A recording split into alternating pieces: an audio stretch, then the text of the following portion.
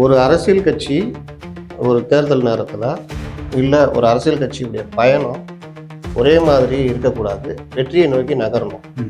அடுத்தடுத்த நகர்வுகளை நகர்வதன் மூலயமாக தன்னுடைய செல்வாக்கு அதிகரிச்சுக்கணும், சீட்டு எண்ணிக்கை அதிகரிக்கணும், இன்னும் பல்வேறு விஷயங்கள் இருக்குது. அதற்கான வாய்ப்பு வர்ற பொழுதெல்லாம் இவர்கிட்ட ஒரு தடுமாற்றம் வரும். இவர்கிட்ட வர்றதை விட இவர் கூட இருக்கிறவங்கள்ட்ட தடுமாறணும். மத்திய அரசு ஆலூர் ஷானவாஸ், ரவிக்குமார் பேசுறதெல்லாம் பேருக்கு எல்லாம் போடக்கூடாது, உட்கார வச்சு இது சொல்லுங்க இவங்களாம் யாருன்னு கேட்டால் திமுக எம்எல்ஏ திமுக எம்பிங்கன்றோம். கோபம் வரணுமா? ஏன் அந்த கோபம் வரும்னா இயலாமை, குற்ற உணர்ச்சி. இந்த மாதிரி பண்ணிட்டோமே. அது நீங்கள் உங்கள் கட்சியை சுயேட்சையாக என்ன செயல்பட வைப்பீர்கள் அப்படின்றதுல தான் உங்கள் கட்சி உயிராக இருக்கும். மக்கள்கிட்ட உங்களுக்கு மரியாதை இருக்குது. அரசு நமக்கு எதிராக இருக்குது, காவல்துறை எதிராக இருக்குது, பந்தலை பிரித்து போடுறாங்க, அடிக்கிறாங்க, அடக்குமுறை பண்ணுறாங்க, நிர்வாகத்துக்கு ஆதரவாக இருக்கார் அமைச்சர். ஆனால் நீங்கள் எல்லாம் போய் முதல்வருக்கு நன்றி சொல்கிறீங்களா எப்படின்னு மாநாட்டில் கேள்வி வருது. ஏன்னா அங்கே தான் உங்களுக்கு கரெக்டான இது வரும். அப்போ பாலகிருஷ்ணன் சொல்கிறாரு, நான் ஒன்றும் போல, திருமாவளவங்களாம் கூப்பிட்டாங்க, பாமக கூட கூட்டணி இல்லைன்னு முதல்வரே சொல்லிட்டாரு. எல்லாம் சொல்லுவாங்க, நீங்கள் நான் கூட்டணி இல்லை, இவர் எடப்பாடி சொல்லலையா பாஜகவோட கூட்டணி இல்லை, 2026 கூட்டணி இல்லைன்னாரு. திருமாவளவன் பெரிய தடுமாற்றத்தில் இருக்காரு, லீடே போட்டுக்குங்க. என்ன பிரச்சனைனா, இந்தியா கூட்டணியில் இருக்கிற திமுக நானே வெளியிட்டிருக்கு, இந்தியா கூட்டணி தலைவர்கள் கூப்பிடாம ராஜ்நாத் சிங் கூட்டத்துக்கு நீங்க ஏதாவது மறுப்பு தெரிவிச்சிங்களா, குறைந்தபட்சம் எதிர்ப்பு தெரிவிச்சிங்களா? இந்த பேச்சுவார்த்தைகள்லாம் நடந்துகிட்டே இருக்கும், எல்லா கட்சியும் பண்ணும். ஆனால் இந்த மாதிரி யாரும் ஜம்பம் பேச மாட்டாங்க. இப்போ காங்கிரஸும் அதிமுகவுமே பேச்சுவார்த்தை நடத்திங்க. ஏன்னா ஜப்பான்ல கூப்பிட்டாங்க, சிங்கப்பூர்ல கூப்பிட்டாங்கன்னு யாரும் அவருக்கு அவ்வளவு டிமாண்ட் இருக்கிறதுனால அவர் கிளைம் பண்ணிக்கிறாரு. அது என்ன தப்பு சார்? அதுல என்ன தப்புன்னு நான் கேக்குறேன். சார் டிமாண்ட் அரசியல் அப்படி சொல்றதுல என்ன தப்பு? சரி இவங்க டிமாண்ட் இருக்கு. அப்புறம்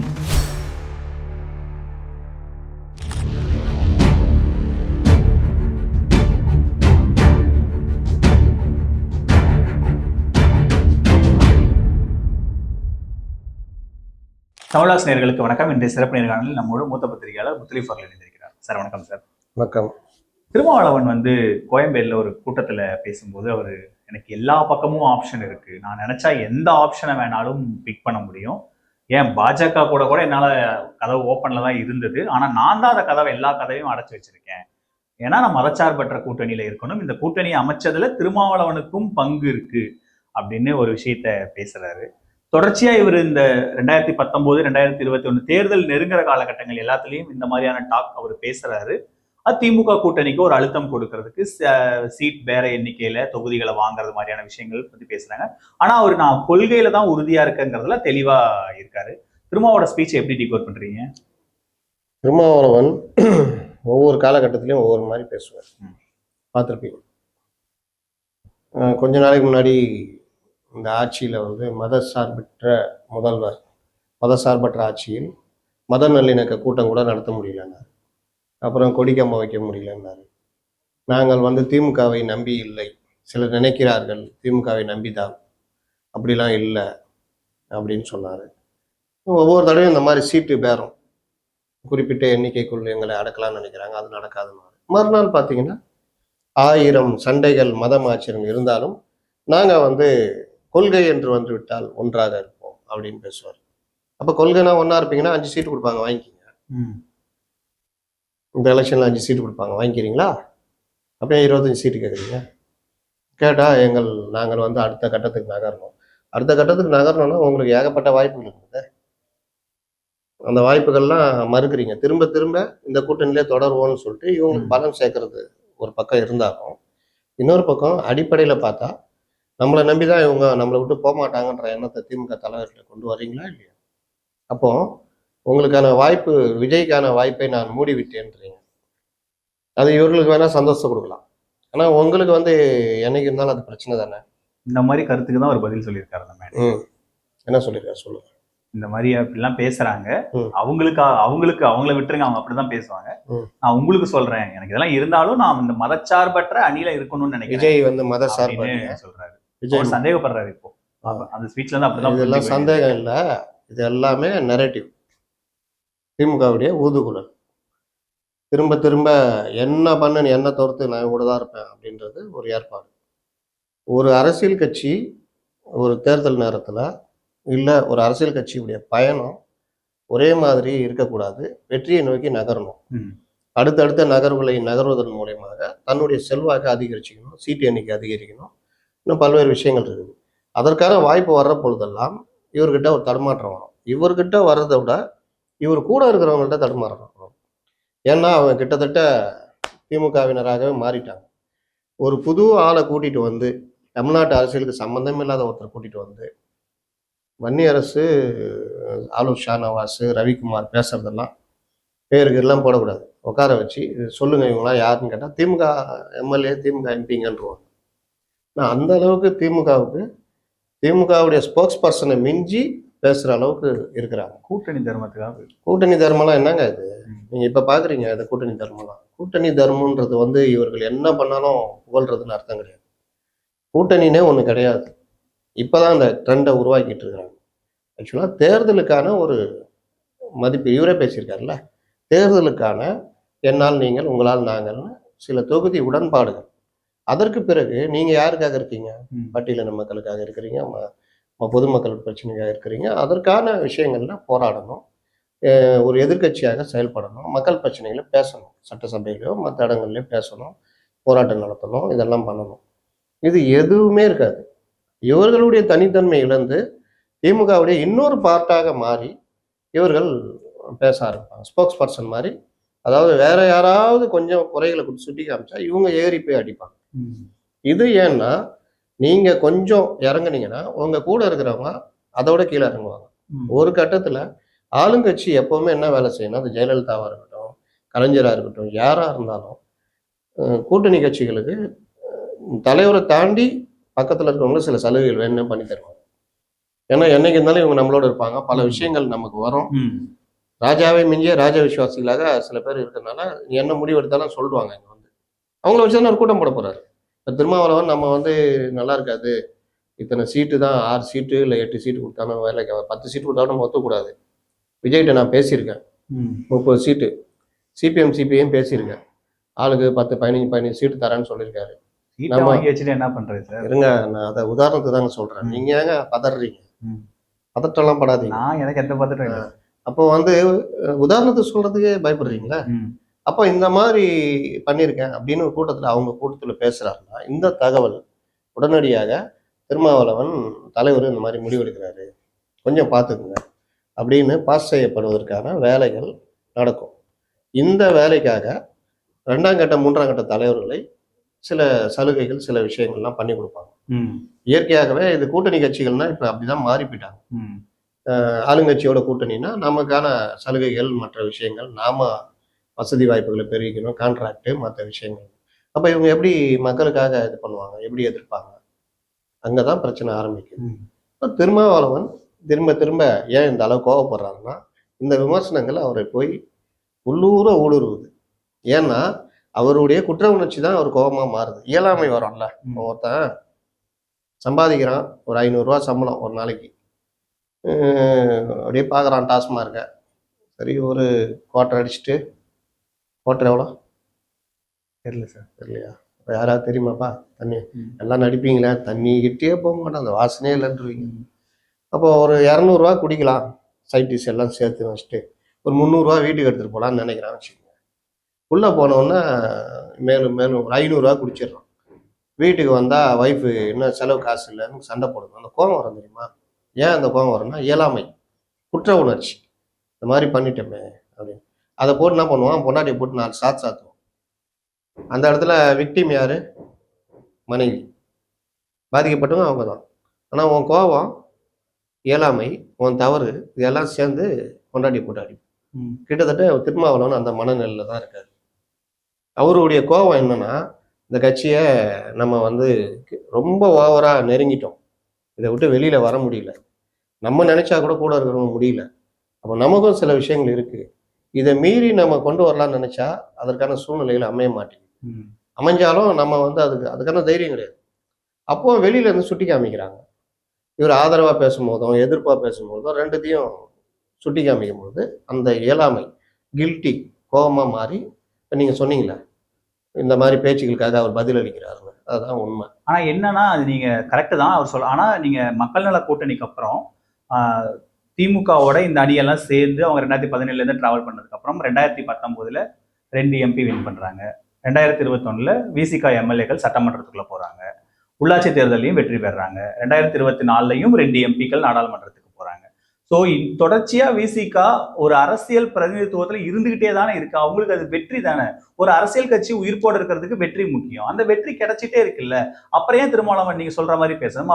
அப்ப அங்கதான் திருமாவளவன் சந்தேகப்படுறாரு. திருமாவளவன் மேல அக்கறைப்படுற மாதிரி அவரை கவுக்கிறதுக்கான வேலைகளை எல்லாரும் பாக்குறாங்க அப்படிங்கிறது அவரோட சந்தேகமா இருக்கு. தேர்தலில் கிடைக்கிற வெற்றி, தொடர் வெற்றி, இது மட்டும் ஒரு கட்சியை வந்து மக்கள்கிட்ட உயிரோட்டமா வச்சிருக்குன்றது வந்து ஒரு பிரமை. தேர்தலில் கிடைக்கிற வெற்றி அதை யார் அனுபவிக்கிறாங்கன்னா ஆளுங்கட்சி அனுபவிக்கும். நீங்க சிறிய கட்சிகள், உங்களுக்கு ஒரு தனித்தன்மை இருக்கும். ஏதோ ஒரு கொள்கைக்காக சில இது வீழ்த்தப்படணும், மத சார்பற்ற அணி உருவாக்கணும் அப்படின்றது ஒரு கொள்கை அடிப்படையில் சேர்றீங்கன்னா ரைட், அதை வந்து திரும்பவே முன்னெடுத்திருக்காரு, பாராட்ட வேண்டிய விஷயம். தேர்தலில் வெற்றி பெற்ற பிறகு நீங்கள் உங்கள் கட்சியை சுயேட்சையாக என்ன செயல்பட வைத்தீர்கள் அப்படின்றதுல தான் உங்கள் கட்சி உயிராக இருக்கும். மக்கள்கிட்ட உங்களுக்கு மரியாதை இருக்கும். இதை மார்க்சிஸ்ட் கம்யூனிஸ்ட் கட்சி செஞ்சுக்கிட்டே இருந்தது எல்லா காலத்துலையும். ஜெயிச்சு வருவாங்க, வந்து கொஞ்ச நாள்லேயே மக்கள் பிரச்சனையை சட்டசபையில் பேச ஆரம்பிச்சிருவாங்க. உடனே அங்கேயே எதிர்ப்பு வரும். கலைஞர் அறிக்கை விடுவார், ஜெயலலிதா இருந்தால் ஜெயலலிதா அறிக்கை விடுவாங்க. இவங்க போராட்டம் நடத்துவாங்க, இவருடைய அணிகள் போராட்டம் நடத்தும். அப்போ என்னம்மா சொல்லுவாங்க, எங்ககிட்டயே ஓட்டை வாங்கிக்கிட்டு நீ வந்து எங்களுக்கே எதிராக செயல்படுறேன்றலாம். அது உண்மையிலேயே பெருமைக்குரிய விஷயம். ஆனால் பொதுமக்கள் மத்தியில் இந்த கட்சி யார் தப்பனா தட்டி கேட்பாங்க அப்படின்ற ஒரு இது இருந்தது. மார்க்சிஸ்ட் கம்யூனிஸ்ட் கட்சியை நேரடியாக போராட்டம்னா அதோடைய அணிகள் போராட்டம். டைஃபியோ, மாதர் சங்கமோ இல்லை சிஐடியோ போராட்டம். 91 to 96 மார்க்சிஸ்ட் கம்யூனிஸ்ட் கட்சியுடைய வேலைகள்லாம் பார்த்தீங்கன்னா வேற லெவல். பாச்சாத்தி, பத்மினி மேட்ரு இதெல்லாம் வேற லெவலில் இருந்தாங்க. இதில் பார்த்தீங்கன்னா லீலாவதி படுகொலையெல்லாம் பார்த்தீங்கன்னா மிக கொடூரமானது. ஏன்னா மக்கள் பிரச்சனைக்காக அவங்க நின்னாங்க இந்த மாதிரி. அப்போ இந்த வித்தியாசம் தெரியுதா? இதைத்தான் நான் சொல்றேன். நீங்க தொடர் வெற்றியில் இருந்தாலும் நீங்கள் உங்களுக்கான சுயேட்சை தன்மை இருக்கணும். தொடர் வெற்றிகள்னு அப்படியே போய் இன்னொரு திமுகவா, மற்றொரு திமுகவா, திமுகவுடைய ஸ்போக்ஸ் பர்சன் மாதிரி மாறிக்கிட்டு அரசு இந்த மத சார்பற்ற அணின்னு அமைக்கிறாங்க, ஜெயிக்கிறாங்க. அதற்கு பிறகு அரசுடைய முறைகேடுகள், ஊழல்கள், அமைச்சருடைய பிரச்சனை, காவல்துறை பிரச்சனை, பொதுமக்களுக்கு எதிரான பிரச்சனை, பட்டியலின மக்களுக்கு எதிரான பிரச்சனை, இதெல்லாம் வரும்பொழுது நீங்க மக்கள் பக்கம் நிற்கணும். அப்போ வந்து உங்களுக்கு அந்த கட்சி மேலேயும் உங்க மேலேயும் ஆளுங்கட்சிக்கு மரியாதை வந்துடும். இவர்கிட்ட கொஞ்சம் உஷாராக தான் இருக்கணும், தேவைப்பட்டா அடிப்பாரு, தேவைப்பட்டா கொள்கையில உறுதியா இருப்பாரு. மக்களும் இவர்கள் 1000 பிரச்சனை தான், பட்டியலின மக்களும் நமக்காக ஒரு தலைவன் இருக்காண்டா, இந்த பிரச்சனைனா கவர்மெண்ட் எதிர்த்து கேள்வி கேட்பான் அப்படின்னு. இதுதான் கட்சியை உயிரோட்டமா வைக்கும். இல்லைன்னா நீங்க அப்படியே மெர்ஜ் ஆகி காங்கிரஸ் கதையாயிடும். காங்கிரஸ் 77களில் 70களெல்லாம் பெரிய அளவுல 30% வச்சிருந்தாங்க. இவங்க ஓரளவுக்கு அப்புறம் எதிர்கட்சியா வந்துருவாங்க. ஆனா ஆளுங்கட்சிக்கு இவங்க அடிக்கிற ஜாலரா இருக்குத, இவங்களை ஒண்ணு இல்லாம ஆக்குச்சு. நீங்க 91 to 96 62 சீட்டு கிட்ட இருந்தாங்க. ஆனா அது ஒரு எதிர்கட்சியாவே செயல்படல. அதோடைய விளைவு என்னன்னா அப்படி தேஞ்சி இன்னைக்கு 8%. இதுதான். அப்போ நீங்க நம்ம சொல்றது வந்து இவங்க மேல உள்ள கோபமோ அவங்க மேல உள்ள கோபமோ கிடையாது. ஒரு அரசியல் கட்சி தேர்தலுக்கான தொகுதி உடன்பாடுல சேருவாங்க, வெளியில வந்துட்டு தேர்தல் முடிஞ்சோன்னா செயல்படுவாங்க. இப்ப என்னன்னா திருமாவளவன் அவர்கள் வந்து இந்த வேங்கை வயல் விவகாரத்துல பிரச்சனை வந்ததும் உடனடியா முதல் ஆளா களத்துக்கு போய் போராட்டம் நடத்துறாரு. சாம்சங் சொல்லிடுறேன். போராட்டம் நடத்துவதுல பல வகைகள் இருக்கு. சடங்கு பூர்வமான போராட்டங்கள் சொல்லுவாங்க. மார்க்சிஸ்டுகள் போராட்டத்தை தொடர்ச்சியா எடுத்துட்டு போன காலகட்டம் உண்டு. சடங்கு பூர்வமான போராட்ட காலமாக இருங்க. அப்போ நீங்க ஒரு போராட்டத்தை முடிவுக்கு, அந்த பிரச்சனை முடிகிற வரைக்கும் தொடர்ச்சியா நடத்துறது தான் போராட்டம். இந்த பிரச்சனை யாரும் என்ன கேள்வி கேட்டக்கூடாதுன்னு ஒரு இது போன்று பேருது சடங்கு பூர்வமான போராட்டம். இதை இவர்கள் செய்வதால் தான் இவர்கள் மேல விமர்சனம் வந்துகிட்டே இருக்குன்ற கேள்வி. இப்ப அதுக்கப்புறம் வந்து சாம்சங் தொழிலாளர் பிரச்சனைக்கும் கூட்டணி கட்சிகள் எல்லாம் முதல் ஆளா போய் அங்க களத்துல இருந்தாங்க. சிபிஎம் ஆகட்டும், விசிகா ஆகட்டும், எல்லாரும் போய் தொடர்ச்சி இது பண்ணிட்டே இருந்தாங்க. இந்த வேங்கை வயல் விவகாரம் சர்ச்சை வந்தப்பவும் கூட திருமாவளவன் சிபிஐ விசாரணை வேணும், இந்த காவல்துறை மேல எங்களுக்கு நம்பிக்கை இல்லைன்னு தொடர்ச்சியா காவல்துறை மேல இருக்கிற அந்த விமர்சனத்தை வச்சுட்டே தான் இருக்காங்க.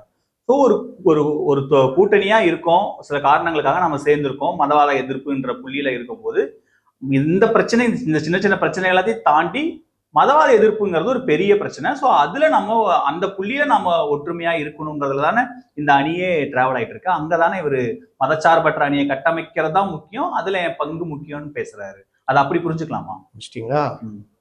சாம்சங் போராட்டத்துல என்ன வெற்றி அடைஞ்சது? ஏதாவது வெற்றி அடைஞ்சார்களா? சாம்சங் போராட்டத்துல ஒன்று சேர்ந்தார்கள், மக்கள் நல கூட்டணி தலைவர்கள் ஒன்று சேர்ந்தார்கள், உடனடியா அது பண்ணாங்க. 2 நாள் பொறுத்து கே பாலகிருஷ்ணன் ஒரு அறிக்கை விடுறாரு. கே பாலகிருஷ்ணன் திருமா எல்லாம் போய் முதல்வரை பார்த்து நன்றி சொல்றாங்க. அப்ப இருக்கா? அதற்கு பிறகு கே பாலகிருஷ்ணன் மாநாட்டுல பேசுறாரு. எதுக்கியா சங்கமே அமைக்கல, அரசு நமக்கு எதிராக இருக்குது, காவல்துறை எதிராக இருக்குது, பந்தலை பிரிச்சு போடுறாங்க, அடிக்கிறாங்க, அடக்குமுறை பண்றாங்க, நிர்வாகத்துக்கு ஆதரவா இருக்காரு அமைச்சர். ஆனால் நீங்க எல்லாம் போய் முதல்வருக்கு நன்றி சொல்றீங்களா எப்படின்னு மாநாட்டுல கேள்வி வருது. ஏன்னா அங்கதான் உங்களுக்கு கரெக்டான இது வரும். அப்ப கே பாலகிருஷ்ணன் சொல்றாரு, நான் ஒன்றும் போல, திருமாவளவங்களாம் கூப்பிட்டாங்க, சரின்ட்டு வேற வழி இல்லாம போனேன் அப்படின்றாரு.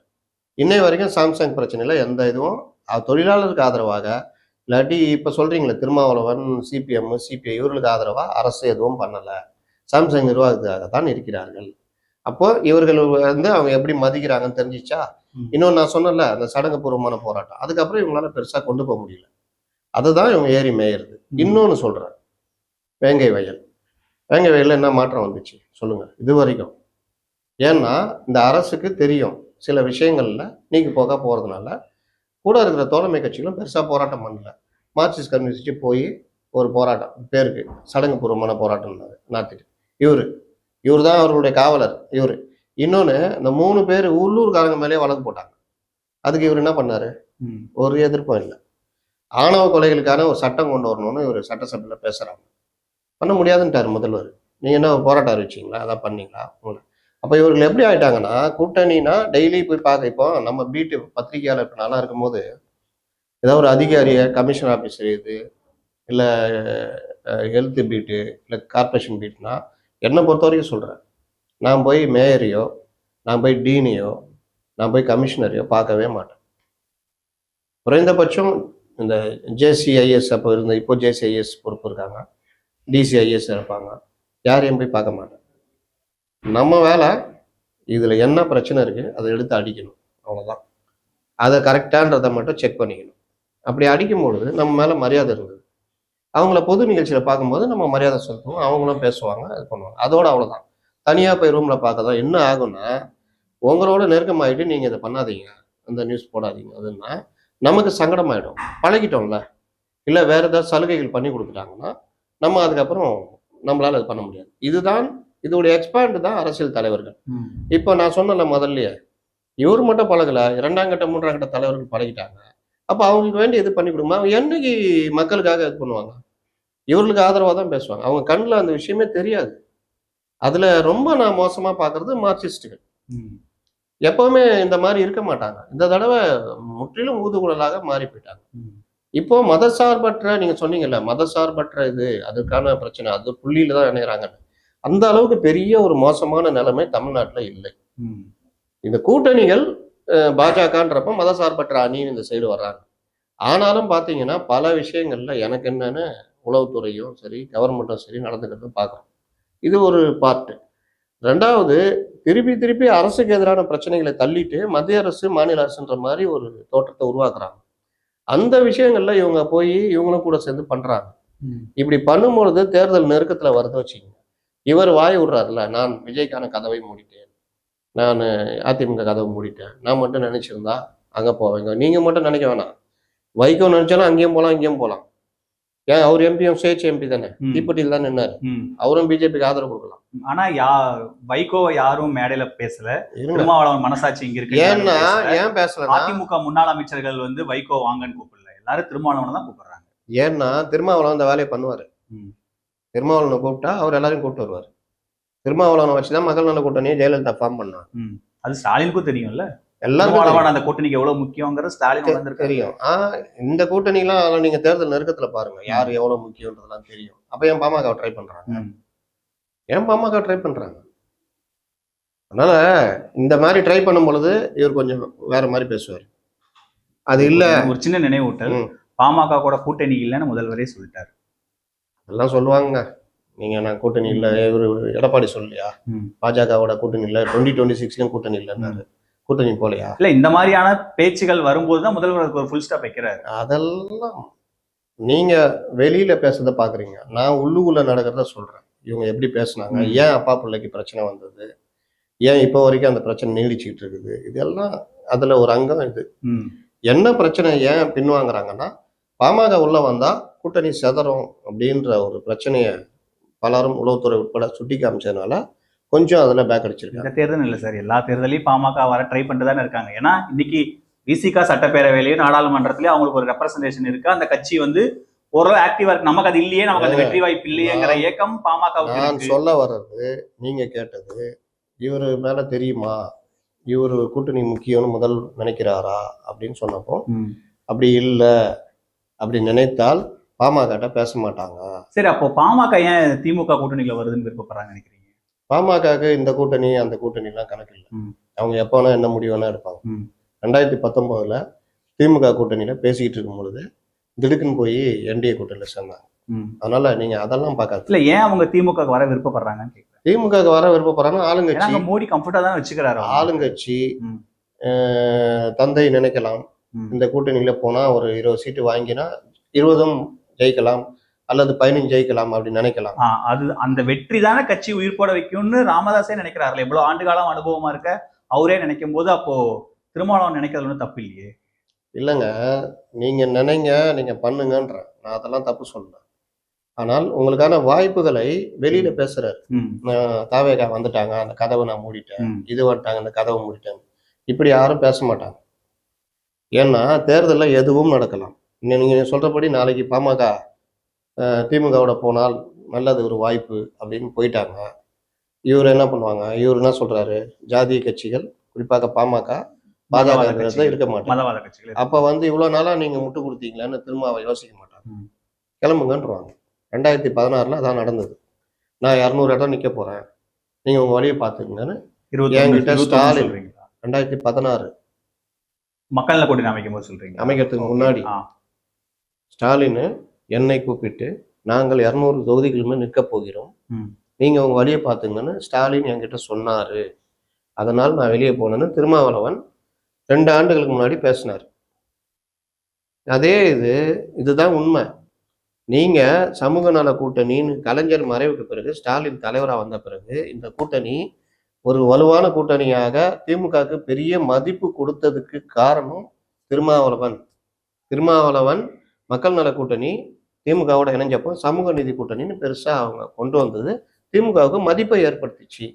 ஆளுங்கட்சி மேல உள்ள வெறுப்பு, பாஜக எதிர்ப்பு மனநிலை, இங்க காங்கிரஸ் ராகுல் தான் பிரதமர்னு சொல்றப்போ 2019 தேர்தலில் பெரிய அளவில் அடிச்சாங்க. அன்னைக்கு இவர்கள் எல்லோரும் கொள்கை கூட்டணி, ஏதோ ஒரு கொள்கையில நாங்கள் சேர்ந்திருக்கோம் இப்ப சொல்றாரு திரும்ப அந்த மாதிரி. ஆனா அதற்கு இவர்கள் மதிப்பு கொடுத்தார்களான்னு பார்த்தா 2021 வரும்பொழுது உங்களுக்கு இவ்வளவுதான் சீட்டு, உங்களுக்கு இவ்வளவுதான் சீட்டுன்னு நிப்பாட்டினாங்க. அப்போ நாங்க ஆட்சியிலே இல்லை, ஆட்சிக்கு வரணும், அதுக்கு நாங்க இவ்வளவு சீட் நிக்கணும், அதுக்கு உங்க சீட்டை குறைச்சிக்கணும்னாங்க. அன்னைக்கு இந்த கொள்கை, இந்த கோட்பாடு, மதசார்பற்ற அதெல்லாம் கிடையாது. நான் ஜெயிக்கணும், நீ என் கூட இருக்கணும், இதுதான் இவ்வளவுதான், இல்லை கிளம்புனா அங்கே எங்கே இருக்குது, ஓப்பன் ஸ்பேஸ் இல்லை, மறுபடியும் மக்கள் நல கூட்டணி தான். சரி, வேற வழி இல்லாமல் 6, எப்பவும் ஒத்துக்காத காங்கிரஸ் 25, இந்த நிலைமைக்கு நின்னாங்க. அந்த இடத்துல திமுக ஒன்றும் கொள்கை கூட்டணி மதசார்பற்றெல்லாம் பார்க்கல, நான் ஜெயிக்கணும், நான் இது பண்ணணும். இதுதான் அரசியல் கட்சிகளுடைய நிலைப்பாடு. நாளைக்கும் இது நடக்கும் பொழுது இந்த தடவை அந்த சைட்லேயும் ஒரு வாசல் இருக்குது, தாவேக்கான்னு ஒரு வாசல் இருக்குது. அப்போ இந்த கோபம் வரும். இந்த கோபம் வரக்கூடாது, நான் இல்லை, நான் இப்பவே நான் ரிசர்வ் பண்ணிக்கிறேன், நான் அப்படி கிடையாதுன்னு சொல்லிட்டு. இல்லை, இவ்வளவு அனுபவம் இருக்க திருமாவளவன் அன்டெஸ்டடா எவ்வளவு வாக்கு சதவீதம் தெரியாது, கூட்டணிக்கு பேச்சுவார்த்தை நடத்துவாரு, திடீர்னு பேச்சுவார்த்தை நடத்த மாட்டாங்க, திடீர்னு என்டிஏக்குள்ள வர ட்ரை பண்ணுவாங்க. இப்படி ஒரு தெளிவான முடிவு எடுக்க முடியாம கஷ்டப்பட்டு குழப்பத்துல இருக்கிற ஒரு தாவேக்காவை நம்பி 20 சீட்டை வாங்கிக்கலாம், ஏன் 30 சீட்டு கூட வாங்கி நிக்கலாம். யாரு வெற்றி பெற போறாங்க? 2%, 1% வாக்கு வாங்கிட்டு கட்சி திரும்ப ஒரு இரலவெண்டா போறதுக்கு திமுக கூட இருக்கிற ஆப்ஷன் சரின்னு அவர் யோசிக்கிறாரு. அதுக்காக தான் இந்த மீட்டிங்ல எல்லா டோரையும் நான் க்ளோஸ் பண்றேன், இங்கதான் இருக்க போறேன், ஏன்னா இங்கதான் எனக்கு வெற்றி கிடைக்குது, கட்சி இதோட இருக்குன்னு நினைக்கிறாரு. மக்கள் நல கூட்டணி அமைச்சார். அப்போ ம். மக்கள் நல கூட்டணி சினாரியோ வேற இல்ல சார். என்ன சினாரியோ? அப்ப ஜெயலலிதா இருந்தாங்க, இவங்க இருந்தாங்க, கலைஞர் இருந்தாங்க. நீங்க இப்ப சொன்னீங்கல்ல, ம். என்ன அது, என்ன வாக்கு சதவீதம், என்ன இது, யார் ஜெயிப்பா, எதுவுமே இல்லாம தான். சரி சார், அது தப்பு செஞ்சுட்டாருன்னு எடுத்துக்குவோம் சார், தப்புன்னே வச்சுப்போம் சார். அதுக்கப்புறம் 2017க்கு அப்புறம் திமுக ஸ்டாலின் அவர்கள் தலைவரானதுக்கு அப்புறம் இந்த கூட்டணி அமைஞ்சதுக்கு அப்புறம் இந்த கூட்டணியோட டிராவல் இருக்குல்ல, அதுல திருமாவளவன் கரெக்டான நிலைப்பாட்டில தானே எடுத்துட்டே இருக்காரு. இந்த கூட்டணி எல்லா முறையும் அவருக்கு வெற்றி தானே கிடைச்சிருக்கு. மறுபடியும் ஃபர்ஸ்ட்ல இருந்து ஆரம்பிக்கிறீங்களா? நான் தான் சொன்னேன்ல, கூட்டணியில தொடர்றது, தொடர் வெற்றின்றது ஒரு பார்ட்டா இருந்தாலும் உங்களுடைய, நான் வந்து திருமாவளவன் விடுதலை சிறுத்தைகள் மேல, மார்க்சிஸ்டுகள் மேல, காங்கிரஸ் விட்டுருங்க, அதுக்கு என்னைக்குமே தனித்தன்மை கிடையாது. நீங்க பீட்டர் அல்போன்ஸ்லாம் திமுக கலைஞர் காலத்திலே திமுக சேர்ந்துட்டார். இன்னைய வரைக்கும் திமுக காங்கிரஸ் பிரிவில் தான் இருக்காரு. இந்த மாதிரி ரொம்ப பேர் இருக்காங்க. ஆனா இவர்கள் மக்கள் நல கூட்டணியா ஃபார்ம் பண்ணாங்க, தனித்தன்மையோட இயங்கிட்டு இருந்தாங்க. தனியா கூட நின்னாரு திருமாவளவன். அந்த மாதிரி கட்சிகள் திரும்ப அதே பாயிண்ட் ரிப்பீட் பண்றதுனால ஒரு நீங்க அதே கேள்வி அங்க ஒரே சின்ன ஒரு குறிக்கு, அவர் தனித்தன்மையோட இருக்கணும், அவரு கொச்சி உயிர்ப்போட இருக்கணும், அவர் வந்து மக்கள் இந்த இதுக்கு போராடணுன்றதே வந்து அவர் இந்த கூட்டணியில இருந்து என்ன வெளியே எடுக்கிறதுக்கான சூழ்ச்சின்னு அவர் பாக்குறாரு சார். அதுக்கு நம்ம என்ன பண்றது? அதாவது எப்பா அப்படியா போவாத, பல்ல இருக்கணும். யோ நீ என்ன வந்து இப்படியா போக சொல்றா, உன் புத்தி எப்ப பார்த்தாலும் இப்படி இருக்குன்னா நான் என்ன பண்றது? பத்திரிகையாளர்கள் மற்றவர்கள் விமர்சனம் வைக்க தான் செய்வாங்க. உங்களை அப்படியே புகழ்ந்துகிட்டு இருக்கிறதுக்கு நாங்கள் திமுக கூட்டணியில இருக்கிறோம், இல்லை திமுக கூட்டணியில் இருக்கிற தோழமை கட்சியில நாங்கள் எது நடந்தாலும் கண்ணை மூடிக்கிட்டு புகழ்றதுக்கு? திருமாவளவனுடைய மார்க்சிஸ்டுகளுடைய நிலைப்பாடை விமர்சிக்கத்தான் செய்வாங்க. நீ வாட்டில் உன் இஷ்டத்துக்கு நீ பேசியிருந்தனா கேட்டுக்கிட்டு பைத்தியக்காரங்க மற்றவங்களாம் கேட்க தான் செய்வாங்க. நீ வந்து எந்தெந்த காலத்தில் என்னென்ன பேசுனீங்கன்றதுலாம் இருக்குல்ல, அப்போ அதெல்லாம் நான் மறந்தா போவோம். அப்போ நீங்க வந்து யோகியர்கள்னா நீ ஏன் மதுவிலக்கு மாநாடு நடத்துனீங்க? எதுக்கு நடத்துறீங்க? மாநாடு பண்ணிட்டு என்ன பண்றீங்க? அதிமுக கூப்பிட்டு தைரியம் இருந்ததா உங்களுக்கு? அதிமுக வந்தா வரலாம், தைரியம் இருந்ததா? கூப்பிட்டுக்கிட்டு இவங்கள கூப்பிட்டு கூட்டம் போட்டுருந்தீங்க. யாரு உடையவனோ அவனும் கூப்பிட்டு கூட்டம் போட்டு அவனை புத்தி சொல்லிட்டு போறாரு. 10 பேர் ஊருக்கு 10 பேரை போய் குடிக்காதன்னு சொல்லு, அவன் குடிக்க மாட்டான், அப்புறம் தானா கடையை மூடுவான்னு. இது எல்லாம் அம்பக்குன்னு தெரியுதா? இது எல்லாமே என்னன்னா இவருடைய தடுமாற்றங்கள். திருமாவளவன் பெரிய தடுமாற்றத்துல இருக்காரு. லீடே போட்டுக்குங்க. என்ன பிரச்சனைனா, திருமாவளவனுக்கு ஒரு பக்கம் கட்சி வந்து டிஎம் கூட மெர்ஜ் ஆயிடுச்சு. நீங்க ஆதவ அர்ஜுன் பிரச்சனையிலேயே திருமாவளவன் வந்து ஒரு தைரியமான தலைவரா? நீ பேசுறீங்கல்ல கொள்கை உறுதி, நான் யாருக்கும் பயப்பட மாட்டேன்னு, அப்ப ஏன் ஒத்துக்கிட்டீங்க? நான் வரேன் புத்தகம் ஒத்துக்கிட்டீங்கல்ல, அப்புறம் ஏன் போகாம மறுத்தீங்க? அப்ப எங்க இருந்த அழுத்தம்? என்ன யாரும் அழுத்தம் பண்ண முடியாதுன்னீங்கல்ல, அப்ப நீங்க தானே ஒத்துக்கிட்டீங்க, நீங்க தானே அந்த இதை கொடுத்தீங்க, வீடியோ பேட்டியே கொடுத்தீங்க வாழ்த்தி. அம்பேத்கர் விழா தானே, விஜய் வந்தானே, யார் வந்தா உங்களுக்கு என்னங்க? அவங்க கூப்பிட்டு நாணய விழா நடத்துறாங்கல்ல, ராஜ்நாத் சிங்கை கூப்பிட்டாங்க, தைரியமா அங்க எதிர்க்க தைரியம் இருந்ததா? அதை கண்டிச்சு பேச தைரியம் இருந்ததா? ஏங்க இந்தியா கூட்டணியில கூப்பிட மாட்டேங்கிறீங்க அப்படின்னு பேச எது இருந்ததா? அன்னைக்கு கம்முன்னு இருந்தீங்கல்ல, அதே உரிமை உங்களுக்கு இருக்குல்ல. அம்பேத்கரை பத்தியா? அது விஜய் வரட்டும் யார் வரட்டும், நான் அந்த விழால கலந்துக்கிட்டா கூட்டணி விட்டு போறேன் நானு. நீங்க பேச விழால ஒரு சூழ்ச்சி இருக்குன்னு சந்தேகப்பட்டாரு. ஐயோ சூழ்ச்சி இருக்குன்னா எதுக்கு ஒத்துக்கிட்டீங்கன்னு கேக்குறேன் நான். அதுக்கு அவரே விளக்கம் கொடுத்துட்டாரு சார். என்ன விளக்கம்? இல்ல இல்ல இல்ல இதுதான் எப்படி ஒற்றுக்கொள்ளப்பட்டேன், அதுக்கப்புறம் என்ன நடந்துச்சு, இவர் வந்து இதைத்தாங்க சொல்றேன், இதைத்தான் தடுமாற்றம்ன்ற. நீங்க அவர் வேற வடிவில் சொல்றாரு, நான் இதை தடுமாற்றம்ன்றேன். உங்களுக்குள்ள 1000 தடுமாற்றங்கள் இருக்குது. ஒரு பக்கம் பயப்படுறீங்க, ஒரு பக்கம் தைரியமா முடிவெடுக்கணும்னு நினைக்கிறீங்க, இன்னொரு பக்கம் கட்சி மெர்ஜ் ஆயிடுச்சு, இவர்கள் நம்மளையே கழட்டி விட்டுருவாங்களோன்னு பயப்படுறீங்க. இந்த ரெண்டுக்கும் நடுவில் தடுமாற்றம் தான். அவர் ஒவ்வொரு தடவையும் ஒவ்வொரு மாதிரி பேசுவார். திடீர்னு திமுக காரன் நம்மளே திட்டுறான்னு, திடீர்னு வந்து நாம வந்து கொள்கைகளால் இணைந்தவர்கள் அப்படின்னு, கொள்கைகளால் இணைந்தவன் அவனை திட்டுறான். அதனால இவர் வந்து எப்பவுமே வந்து நீங்க நல்லா பாருங்க, ஒவ்வொரு காலகட்டத்திலையும் தலைவர்கள் அந்தந்த சூழ்நிலை காரணமாக தான் உருவாகுறாங்க. நீங்க அந்த சூழ்நிலையில நீங்க எப்படி செயல்படுறீங்களோ அதை வச்சுதான் உங்க மரியாதை. அண்ணாமலை எடுத்துக்கங்க, அண்ணாமலை 1000 கிண்டல் கேலி பண்ணாங்க. ஆனால் அந்த 1.5 ஆண்டுல அண்ணாமலை இந்த அரசுக்கு எதிராக செயல்பட்டதெல்லாம் இருக்குல்ல, அந்த விமர்சனம் அண்ணாமலையை ஒரு லீடரா கொண்டு வந்துச்சு. அப்போ நீங்க உங்களுடைய விமர்சனங்கள், உங்களுடைய போராட்டங்கள், உங்களுடைய தனித்தன்மை மூலமா தான் வளர முடியும். நீங்க திரும்ப திரும்ப இந்த கூட்டணிக்குள்ளே இருந்துகிட்டு நான் வந்து அப்படி நான் யோகியன் மத சார்பட்டன்னு சொன்னீங்கல்ல, ராஜ்நாத் சிங்கை கூப்பிடுறது எந்த மத சார்பட்டல வருது சொல்லுங்க? பாஜக உள்ள வந்துடுன்றீங்களா? இந்தியா கூட்டணியில இருக்கிற திமுக நாணய வெளியீட்டுக்கு இந்தியா கூட்டணி தலைவர்கள் கூப்பிடாம ராஜ்நாத் சிங் கூட்டத்துக்கு நீங்க ஏதாவது மறுப்பு தெரிவிச்சீங்களா? குறைந்தபட்சம் எதிர்ப்பு தெரிவிச்சீங்களா? ஏன் பண்ணல? பல விஷயங்கள்ல உங்களுக்கு முரணாக திமுக நடக்குது. கொஞ்சமாவது நீங்க அதை லைட்டாவது சுட்டி காமிக்கிறீங்களா? தோழமை சுட்டல்னா அது கூட பண்றீங்களா? இல்ல. இந்த தடுமாற்றங்கள்லாம் இவருக்கு இவரே குழி தோண்டிக்கிறாரு. இன்னொரு விஷயம் சொல்றேன். இவர் இப்படி பண்றதுடைய விளைவு இந்த தேர்தல் நெருக்கத்துல சீட் ஷேரிங் வருதுல்ல, அப்ப அனுபவிப்பாரு. ஏன்னா ஒரு தலைவன் முதல்ல கம்முன்னு இருக்கணும். வாய்ப்புகளை இருக்குன்ற மாதிரி உருவாக்கிட்டே இருக்கணும். தாவேகா கிட்ட வாய்ப்பு இருக்கு பேசுவாரு. இல்ல அப்படி பண்ணக்கூடியவனா இல்ல அப்படின்றே இன்னொரு மேடையில ரொம்ப நல்லவரா இருந்தா தட்டி விட்டு போயின்னு இருப்பாங்க. அப்படி நான் பண்ணக்கூடிய ஆள் கிடையாதுன்னு சொல்லியிருக்காரு. அதுதாங்க சொல்றேன். அவர்கிட்ட அந்த சுயத்தன்மை, இந்த தனித்தன்மை இது எல்லாத்தையும் இழந்துட்டு வர்றாரு. ஒவ்வொரு காலகட்டத்துல நீங்க வந்து தலைவர்கள் உயர்வார்கள். இப்போ வைகோ இருந்தாரு. ஒரு காலத்துல வைகோவுடைய வாழ்வீச்சு வேல்வீச்சுக்கு இணையே கிடையாது. அவரை லட்சக்கணக்கான இளைஞர்கள் பின்பற்றினாங்க. ஆனா தப்பா முடிவெடுத்தார்ல. எந்த கலைஞரை எதிர்த்து அரசியல் பண்ணாரோ அதே கலைஞரோட கை கோர்க்கும் போதே பாதி இது ஸ்பாயில் ஆயிடுச்சு. அவர் பின்னாடி இருந்த இளைஞர் கூட்டம் ஸ்பாயில் ஆயிடுச்சு. எந்த அந்த 2009 அந்த இன அழிப்புல வந்து இவருடைய எடுத்த நிலைப்பாடு இந்த விஷயங்கள்லாம் அவருக்கு இன்னும் கொஞ்சம் மரியாதை போச்சு. அதற்கு பிறகு திரும்ப ஏடிஎம் கூட போய் 2 சீட்டுக்கு சண்டை போட்டு தேர்தல் புறக்கணிப்புன்னு எடுத்தார்ல, அப்போ இன்னும் மரியாதை போச்சு. அப்போ தன்னுடைய இது எடுக்க மரியாதை போய் இன்னைக்கு எங்க நிக்கிறாரு? சரி, அப்படி மரியாதை போச்சு, அவரு தடுமாற்றத்துல இருக்காரு, சரியான ஒரு முடிவு எடுக்க மாட்டாருன்னா அதிமுக, தாவேகா, பாஜக எல்லாம் ஏன் திருமாவளவன் வரணும்னு அப்படி பிரியப்படுறாங்க? எங்க கூப்பிட்டாங்க? இதெல்லாம் சொல்லிக்கிறாரு சார். 2024 தேர்தலில் செல்லூர் ராஜு, ஆர் உதயகுமார் எல்லாரும் திருமாவளவன் வெளிப்படையா பேசினாங்க. எடப்பாடி அதை மறுக்கவே இல்லையா சார்? அவர் வரணும்னு வரமாட்டான்னு சொல்லவே இல்லை. ஒண்ணு, விஜய் இந்த மாநாட்டுல இருந்துட்டு புத்தகம் வெளியிட்டு மாநாட்டுல உட்காந்து இவர் வந்து இங்க வரணும், அவருடைய மனசாட்சி இங்கதான் இருக்குன்னு பேசுறாரு. விஜய் கிண்டி விட்டார். அவரு விருப்பப்படுறாருல, திருமாவளவன் விருப்பப்படுறாரு. பாஜக என்கிட்ட பேசினாங்க, இது 100% உண்மை, அது யாரா மறுக்க சொல்லுங்கன்னு திருமாவளவன் வெளிப்படையா பேசுறாரு. இவ்வளவு தடுமாற்றம் இருக்கிற ஒரு தலைவரையா இவங்க எல்லாரும் மாஞ்சு கூப்பிட்டுக்கிட்டே இருக்கணும்? அதுக்கு காரணம் வந்து என்னன்னா, தேர்தலில் வந்து அணிகள் அமைக்கிறது தான் ரொம்ப முக்கியம். அப்போ இவருடைய உங்களுக்கு அவ்வளவு தூரம் அவமானங்கள், அவ்வளோ ஒரு பிரச்சனையில மாட்டிக்கிட்டு இருக்கிறீங்க.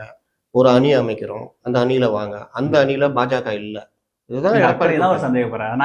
அதை நான் பாத்துக்கிறேன், அது எப்படி கூட்டணி அமைக்கணும், எப்படி வெற்றி கட்சி ஒரு விஷயம் சொல்றேன், நான் பாத்துக்கிறேன். ஒரு விஷயம் சொல்றேன். இந்த பேச்சுவார்த்தைகள் எல்லாம் நடந்துகிட்டே இருக்கும், எல்லா கட்சியும் பண்ணும். ஆனா இந்த மாதிரி யாரும் ஜம்பம் பேச மாட்டாங்க. இப்ப காங்கிரஸும் அதிமுகவுமே பேச்சுவார்த்தை நடத்திருந்தாங்க.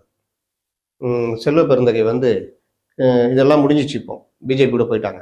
அதிமுகல இருந்து என்கிட்ட தொங்காத தலைவர்களே கிடையாது, அவ்வளோ பேர் தொங்குனாங்க. இல்லை கார்கே என்கிட்ட அவ்வளோ தலைவர் வந்து பேசினாங்க, நாங்கள் கதவை சாத்திவிட்டோம், அப்படிலாம் ஜம்பம் பேச மாட்டாங்க.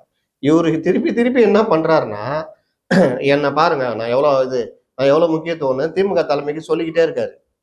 இது என்னன்னா, இவர் இப்படி சொல்றது மூலியமா இவருக்கு கொஞ்சம் சீட்டு அதிகமா கொடுப்பாங்கன்னு எதிர்பார்க்கிறாரு. இது வந்து அடிமைத்தனத்துடைய இன்னொரு வடிவம்.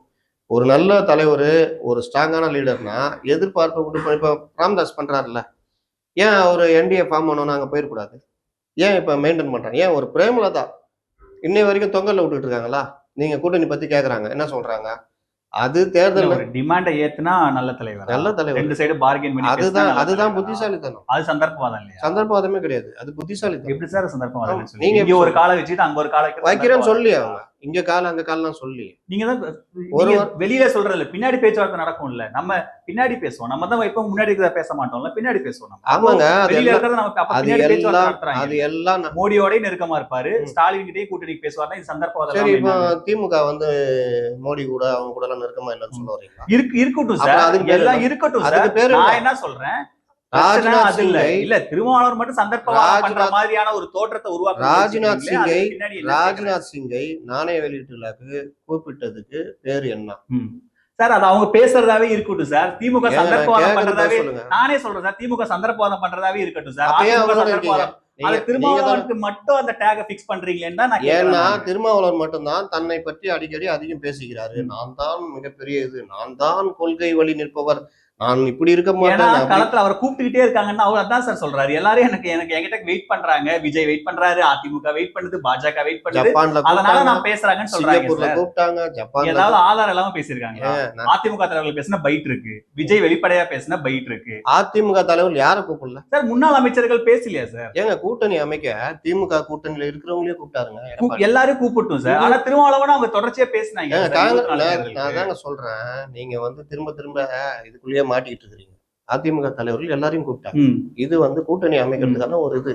ம். காங்கிரஸ் நான் தான் சொல்றேன், காங்கிரஸை கூப்பிட்டார்கள், காங்கிரஸ்ட பேச்சுவார்த்தை நடத்தினாங்க. விஜயை தாவேகாவை விமர்சிக்க வேணாம், அவங்க நம்மள்ட்ட வருவாங்கன்னு எதிர்பார்த்தாங்க. இப்ப வரைக்கும் வெயிட் பண்றாங்க. எதிர்பார்த்தாங்க. ம். இந்த மாதிரி கூட்டணி கட்சிகள் அமைவதற்கான வேறுபாடுகள் செய்வது நடக்கத்தான் செய்யும். இதுல வந்து என்ன ஜப்பான்ல கூப்பிட்டாங்க, சிங்கப்பூர்ல கூப்பிட்டாங்கன்னு யாரும் அவருக்கு அவ்வளவு சொல்லிக்கல. டிமாண்ட் இருக்கிறதுனால அவர் அதை கிளைம் பண்ணிக்கிறார். சரி, சார், அது வச்சு- என்ன தப்பு சரி, சார்? வச்சுங்க. அதுல demand- என்ன தப்புன்னு நான் சரி கேக்குறேன். சரி டிமாண்ட் அரசியல் அப்படி சொல்றதுல என்ன தப்பு? சரி விடுங்க, டிமாண்ட் இருக்கு. அப்புறம் ம். சொல்லுங்க. இல்ல, அது ஒரு விமர்சனமா வைக்கிறீங்க. சரிங்க. அதுக்கு என்ன காரணம் நான் கேக்குறேன். நான் இவ்வளவு நேரம் சொன்னேன், ம். நீங்க திரும்பி திரும்பி இதுக்குள்ளே இருக்கீங்க. சரி, நான் ஒத்துக்கிறேன், அவருக்கு டிமாண்ட் இருக்கு. ம். அந்த டிமாண்ட் என்னன்றத 2026 பேச்சுவார்த்தை வரும்ல, அப்ப Okay. பாத்துக்கலாம். ஏன் சொல்றேன்னா, ம். தனக்கான எல்லா வழியும் நான் மூடிட்டேன், ம். உன்னை மட்டுமே நம்பி இருக்கிறேன்னு நீ அங்க வரும்பொழுது. சோ அரசியல்ல சில கார்டை க்ளோஸ் பண்ணி வச்சுக்கணும்ன்றீங்களா? எல்லா கார்டையும் ஓபன் பண்ணி போட தேவை ஆமாங்க, இல்ல. இப்பதான் பாயிண்ட்டுக்கே வர்றீங்க. அதுதான் உண்மை, புத்திசாலித்தனம் அதுதான். நான் வந்து உனக்கு கிட்ட மட்டும்தான் இருக்கிறேன், எல்லாத்தையும் க்ளோஸ் பண்ணிட்டேன்னா அதற்குரிய மரியாதை தான் அங்க கிடைக்கும். அங்கெல்லாம் வந்து ஐயோ நமக்காக மட்டுமே இருக்காருன்னா திமுக பார்க்காது. அப்படி பார்க்கலன்ற உதாரணம் தான் நான் 2016 சொல்றேன். அவ்வளவு தூரம் இருந்தவரை வெளியேற்றுற வேலை பண்ணாங்க. அதனாலதான் மக்கள் நல கூட்டணி உருவாச்சு. அன்னைக்கு ஸ்டாலின் எடுத்த தப்பான முடிவு மக்கள் நல கூட்டணி உருவாச்சு. திருமாவளவன் அப்படிப்பட்ட தலைவருங்க இன்னைக்கு தடுமாற்றத்தில் இருக்கான்ற. நான் உங்களுக்கு அது புரியல. நான் அவரை வந்து குறைஞ்ச கூட குறைச்சி மதிப்பில்லை, நான் இதுவா பேசல. ஆனா அப்படிப்பட்ட தலைவர் இன்னைக்கு இந்த கடந்த 7 ஆண்டு காலமாக அவர் திரும்ப திரும்ப இதுக்குள்ளே போய் மாட்டிக்கிறார். தனக்கான வாய்ப்பை கூட க்ளோஸ் பண்ணிட்டேன்னு அவங்கள்ட்ட சொல்றாரு. அதனால என்ன ஆகும்னா 2026 எலெக்ஷன்ல இதாங்க சீட்டுன்னு ஒண்ணு. அன்னைக்கு அவர் தாவேகாவோ ஏதோ போன முடிவெடுக்கணும்னா அன்னைக்கு இதே ஊடகங்களை வச்சு திருமாவளவனை அடிப்பாங்க. எவ்வளவு பேசினாரு இதெல்லாம் எடுத்து போடுவாங்க. அதனாலதான் சொல்றேன், இந்த மாதிரி விஷயங்கள்லாம் நீங்க சொன்ன மாதிரி ட்ரம்ப் கார்டு மாதிரி வச்சுக்கணும், வெளியே விடவே கூடாது. அதுல தான் நான் இவங்களை உதாரணம் காமிக்கிறேன். பாமகவும் சரி, பிரேமலதாவும் சரி, இன்னை வரைக்கும் தொங்கல்ல விட்டுனா இருக்காங்க. ரிப்போர்ட்டர் கேட்கறாங்க, அது இன்னும் 1 வருஷம் இருக்குங்க, அப்ப முடிவெடுத்துக்கலான்றாங்க. ஆனா இங்க ஒரு குத்து, அங்க ஒரு குத்து, இது இப்படியே போதா? அப்ப என்னன்னா டிமாண்டை ஏத்திக்கிட்டே இருக்கிறது. எனக்கு டபுள் டிஜிட் வேணும், நான் சொல்றேன், ராஜ்யசபா வேணும் அப்படின்னு. நேற்று இவர் சுதீஷ் பேசுறாரு, சொன்னாங்க அதனால தான் நான் இல்லை நின்று தான் ஜெயிச்சிருக்க மாதிரி சொல்றாரு, அதனால தான் நான் நிக்கல அப்படின்னு. இது வந்து இங்கிட்ட ஒரு குத்து. மறுபடியும் இல்லைங்க பேசலாம் வாங்க. இதுதான் அரசியல் கட்சியுடைய நிலைப்பாடு. இதை விட்டு இறங்குனா முடிஞ்சிடும். விஜயகாந்த் ஒரு தப்பான முடிவு எடுத்தார்ல, கலைஞர்ட்ட அன்னைக்கு டிஎம் கூட போயிருந்தாருன்னா வேற லெவலு, டக்குன்னு மாற்றி முடிவு எடுத்தாரு பாருங்க. இது இந்த மாதிரி தடுமாற்றங்கள் தலைவர்களுக்கு வரக்கூடாது. அதுக்காக தான் நான் இவ்வளோ நேரம் திருமாவை பற்றி நான் சொல்லிட்டு இருக்கிறேன். மிகப்பெரிய லீடரு, மாற்றினவர் எல்லாம் பண்ணார். இன்னைக்கு அவர் கட்சியே அவர் தொடர்ச்சியாக அங்கே ட்ராவல் பண்ணனால அவர் கட்சியே அவர்கிட்ட இல்லை. அதுதான் நீங்கள் ஆதவ அர்ஜுன் விஷயத்துலையும் வெளிப்பட்டது. கொஞ்சம் மிஸ்ஸாக இருந்தால் கட்சியை உடச்சி விட்டுருப்பாங்க. ஆதவ அர்ஜுன் இவர் சப்போர்ட் பண்ணி ஸ்ட்ராங்காக நின்றுந்தாருன்னா கட்சியை உடச்சி விட்டுருப்பாங்க. திருமாவளவன் பெரிய சிக்கலை சந்திச்சிருப்பார். ஆனால் இவங்க சொல்லிக்கலாம் இல்லை அப்படி இல்லைன்னு. அதெல்லாம் கிடையாதுங்க. விஜயகாந்த்லாம் உதாரணங்க. சின்ன சின்ன பசங்களா பார்த்து தன் மேல அபிமானம் உள்ளவங்க எல்லாம் எம்எல்ஏ ஆக்குனாருங்க. என்ன பண்ணாங்க? சின்ன சண்டை, அவ்வளவுதான். மறுநாள் 10 எம்எல்ஏ யாரெல்லாம் இவருக்கு அபிமானிகள் நினைச்சுன்னா அவங்களாம் போய் ஜெயலலிதா நிக்கிறான். என்னன்னு கேட்டா தொகுதி பிரச்சனையாக பேச போகணும். இதுதாங்க அரசியல். எப்ப வேணா யார் வேணா உடைச்சு விட்டுருவாங்க, போய்கிட்டே இருப்பாங்க. சிம்பிளா சொல்லுவாங்க, பார்த்திபன், சந்திரகுமார், இன்னொருத்தர் 3 பேர் வழங்கினாங்க தெரியுமா? ஞாபகம் இருக்கா? 2016 மக்கள் திமுக, மக்கள் தேமுதிக. அதெல்லாம் செய்வாங்க. உடைச்சி மக்கள் விசிகா அப்படின்னு ஆலுசா நவாஸ் எல்லாரும் தலைமையில வச்சு அவங்களுக்கு 3 சீட்டை கொடுத்து நாங்களும் விசிகா நிக்க வைப்பாங்க. இது எல்லாம் நடக்கும். இது எல்லாத்தையும் எதிர்பார்த்தா அவங்க செயல்படுவாங்க.